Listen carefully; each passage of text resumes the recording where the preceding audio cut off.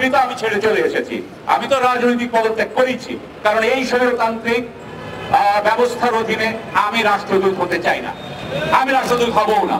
আমাকে রাষ্ট্রদূতের প্রস্তাব দেওয়া হয়েছিল ইউরোপীয় দেশে, আমি হব না। মাননীয় সভাপতি, আমার নাম সাকিব আলী। আমার 4টা পরিচয় আছে এবং আমি 4টা পরিচয় একটা করে একটু বলতে চাই। প্রথম কথা হচ্ছে যে আমি একজন মানুষ হিসাবে আল্লাহ আমাকে এই অধিকার দিয়েছে যে আমি কথা বলতে পারি, আমার মনের ভাব প্রকাশ করতে পারি, আমি অন্যের সমালোচনাও করতে পারি। আমি যদি অন্যের বিরুদ্ধে মিথ্যা কথা না বলি তাহলে আল্লাহ কিন্তু বলেছেন যে তুমি সত্য কথা বলো। কিন্তু শেখ হাসিনা আমাদের সেই অধিকার, যেটা আল্লাহ প্রদত্ত অধিকার, সেটা উনি কিন্তু কেড়ে নিলেন। আমি জানি না শেখ হাসিনার বিচার আল্লাহ কি করবেন, সেটা আল্লাহ দেখবেন। আমি আরেকটা বলতে চাই যে আমরা বাঙালি হিসাবে আমার মনে আছে যে পাকিস্তান আমলে আপনাদের বড় ভাইরা, আমাদের আগের প্রজন্মরা যে যুদ্ধ করেছিলেন সেটা কোনো পরিবারতন্ত্র করার জন্য তো যুদ্ধ করেননি, তারা যুদ্ধ করেছিলেন বাংলার মানুষের গণতান্ত্রিক অধিকারের জন্য। সেই 115 বছর ধরে, সেই 1905 সাল থেকে আমরা যে যুদ্ধ করে যাচ্ছি, যেই যুদ্ধের বিরুদ্ধচারণ করছিল আগে ব্রিটিশরা, তারপর পাকিস্তানিরা, আজ সেটা করছে আওয়ামী লীগ। আজকে আমাদের ভোটাধিকার নাই, আমাদের বাক স্বাধীনতা নাই। এই দেশ বানানো আমরা কেউই চাইনি, আবারও আমাদেরকে মুক্তিযুদ্ধে নামতে হবে। আমার তৃতীয় পরিচয় যে আমি বাংলাদেশের একটি ক্যাডেট কলেজ, ফৌজদারহাট ক্যাডেট কলেজের ছাত্র ছিলাম। 1975 থেকে 81 পর্যন্ত আমি সেই ছাত্র ছিলাম, ওখানে 22তম ব্যাচের। মুশতাক ছিল আমার ছোট ভাই, সে ছিল 27তম ব্যাচের ছাত্র। তার মানে আমি যখন ক্লাস 12-এ, আমি যখন ইন্টারমিডিয়েট পড়ছি, ও তখন ছিল ক্লাস 8-এ, আমারই হাউসের ছিল। তো আমি তো ওগুলো ভুলে গেছিলাম। আজ থেকে 4 বছর আগে ক্যাডেট কলেজ ক্লাবে হঠাৎ করে এক লোকের সাথে দেখা, যার মোচ টোচ দেখে আমার মনে হলো সে আমার থেকে হয়তো বয়সে বেশি হবে। তো আমি তাকে বললাম, ভাই কেমন আছেন? তখন সে আমাকে বললো, ভাই সাকিব ভাই, আপনি আমাকে চিনতে পারেননি, আমি মুশতাক। তো মুশতাককে আমরা চিনতাম যে সে বাংলাদেশে প্রথম কুমিরের ফার্ম করেছে। সে ছিল একজন বিশাল উদ্ভাবনকারী, ইনোভেটিভ একজন ব্যক্তি। সে ওই গদ বাঁধা চিন্তার মানুষ নয়। আমাদের ক্যাডেট কলেজের মধ্যে আমরা কিছু ক্যাডেট ছিলাম যারা আমরা গদ বাঁধা চিন্তার মানুষ নই। কিছু যখন করতে হয় তখন বুকের ভিতরে সকল শক্তি দিয়ে, আমাদের সকল মানবিক শক্তি দিয়ে এবং সৃষ্টিশীলতা দিয়ে আমরা কাজ করার চেষ্টা করি। মুশতাক তাই করেছিল। তো মুশতাক আমাকে বলছিল যে, ভাই আমরা যখন ক্লাস 8-এ ছিলাম, আপনি তখন 12-এ ছিলেন, আপনি তো আমাদের হিরো ছিলেন। কারণ আমি একটু ক্যাডেট কলেজের মধ্যে একটু বিদ্রোহ করে বসতাম মাঝে মধ্যে। গতকালকে আমি মুশতাকের বাবা মাকে এটাই বলে আসলাম এবং বললাম যে আমি কোনো হিরোরই কিছু করতে পারিনি, তবে একটা জিনিস আপনাকে বলে রাখি, মুশতাকের মৃত্যু বৃথা যেতে দেব না। উনি অনেককে আঘাত করেছেন, কিন্তু এইবার কিন্তু আমাকেও নিয়ে যান, আপনি আমাকেও জেলে নিয়ে যান। আর আমি বলতে চাই যে আমার আজকাল একদিক দিয়ে লজ্জা লাগে যে আমি ক্যাডেট কলেজের ছাত্র ছিলাম। আমাদের ভিতরে, ক্যাডেটদের ভিতরে এখন প্রচন্ড সমালোচনা হচ্ছে যে আমরা যারা এই ক্যাডেট হয়েছিলাম, আমাদেরকে বলা হতো যে আমরা নাকি সমাজের নেতৃত্ব দিব, রাজনৈতিক নেতৃত্ব না, কিন্তু সমাজের নেতৃত্ব। তো আমরা তো আসলে আমরা তো রাজনৈতিক নেতাদের ভৃত্য হয়েছি। সেই ভৃত্য সাকিব আলী হইতে পারবে না, সেই ভৃত্য মুশতাক হইতে পারে নাই, আরো কয়েকজন হয়তো আছে যে যারা হতে পারছে না। আমি আমার ক্যাডেট সিনিয়র ভাইদেরকে এবং জুনিয়র ভাইদেরকে, আমার বোনদেরকে আমি বলবো যে আপনারা আপনাদের সমস্ত সৃষ্টিশীল ক্ষমতা ব্যবহার করুন। এই রেজিম, এই শাসন ব্যবস্থার বিরুদ্ধে আপনাদেরকে ঘুরে দাঁড়াতেই হবে। যদি না দাঁড়ান তাহলে ক্যাডেট কলেজ রাখার কোনো দরকার নাই বাংলাদেশে। আর আরেকটা কথা, সেটা হচ্ছে যে আমাদের যেই ক্যাডেটরা এই বিবেক হারিয়ে এই রেজিমকে সাহায্য করেছে, সেটা আপনারা জানেন কে কে, আমার নাম উচ্চারণ করার দরকার নাই। আপনারা মনে রাখবেন যে আপনারা কি ধরনের ক্যাডেট ছিলেন, এটা কিন্তু কোনোদিনও আমরা বলবো না। আপনাদের নাম চিরতরে আপনারা ধ্বংস করেছেন। আপনার ছেলে মেয়েকেও আমরা ছাড়বো না, আপনার ছেলে মেয়েকেও ছাড়বো না। আপনার ছেলে মেয়েরা জানবে যে তার বাপ ছিল শেখ হাসিনার ভৃত্য, মনে রাখবেন।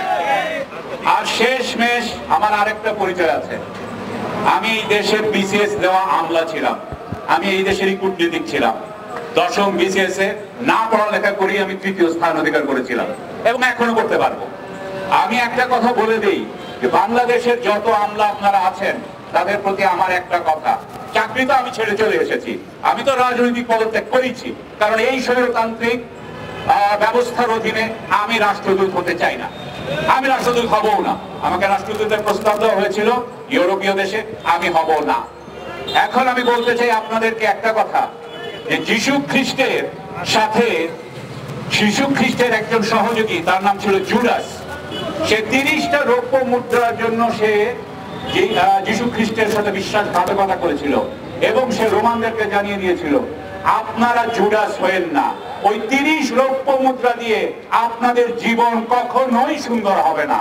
আপনারা বিবেক হারিয়েছেন, আপনারা একটা স্বৈরাচারী সরকারকে সাহায্য করেন সকাল থেকে রাত করে, আবার আপনারা যান দাওয়াত খান, পরিবার করেন। আপনাদের মনে লজ্জা হওয়া উচিত, লজ্জা হওয়া উচিত।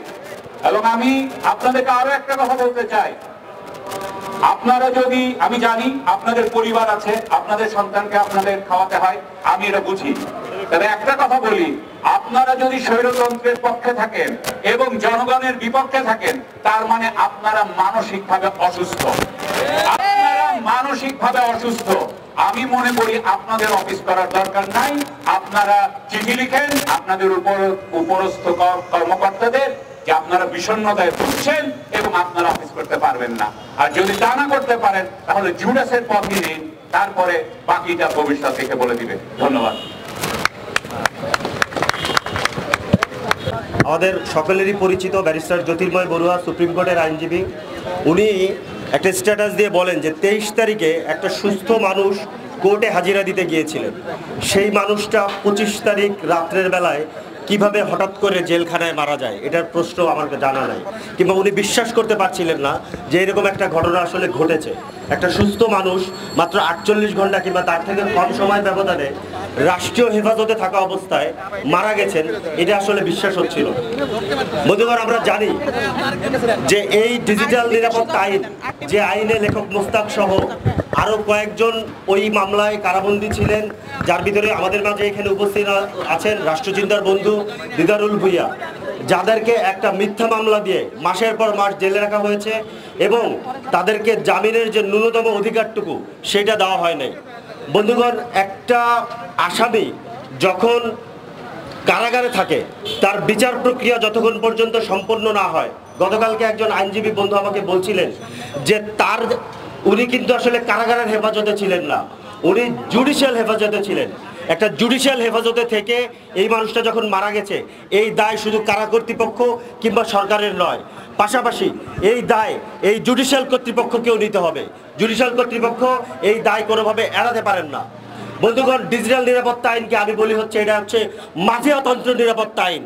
এখানে যে মাফিয়াতন্ত্র প্রতিষ্ঠা পেয়েছে, এই মাফিয়াতন্ত্রকে নিরাপত্তা দেওয়ার জন্য ডিজিটাল নিরাপত্তা আইনের মতো আইন তৈরি করা হয়েছে। এই ডিজিটাল নিরাপত্তা আইন কারা তৈরি করে, কিভাবে তৈরি করে?